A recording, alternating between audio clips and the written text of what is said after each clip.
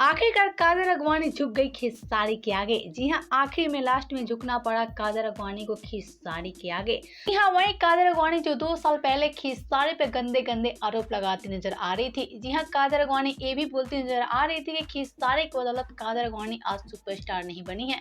लेकिन आज कैसे झुकना पड़ा कादर अगवानी को खेसारी के आगे, चलिए बिना देरी किए हम आपसे को बता देते हैं। जी हाँ, जैसा कि आप सभी जानते हैं, पिछले 2 साल से खेसारी और कादर अगवानी के बीच विवाद काफी दिनों से चल रहा है। जी हाँ, खेसारी और कादर अगवानी का विवाद खत्म होने का नाम नहीं ले रहा है और ऐसे में खेसारी और कादर अगवानी एक दूसरे पर आरोप लगाते जाते हैं। जी हाँ, जहाँ कादर अगवानी खेसारी पे कई सारे आरोप लगाती नजर आती हैं, तो वहीं खेसारी भी किसी से कम नहीं है।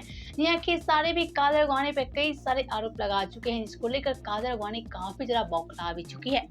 लेकिन अब इतना बड़ा हंगामा होने के बाद आखिर कैसे कादर अगवानी को झुकना पड़ा खेसारी के आगे, आइए आप सभी को बता देते हैं। तो हम आप सभी को बता दें, अब कादर अगवानी समझ चुकी है कि खेसारी के बिना वो भोजपुरी में आगे नहीं जाने वाली हैं। तभी तो अब कादर अगवानी खेसारी से फिर से दोस्ती करना चाहती है और फिर से खेसारी और कादर अगवानी की जोड़ी भोजपुरी में नंबर 1 बनाना चाहती है।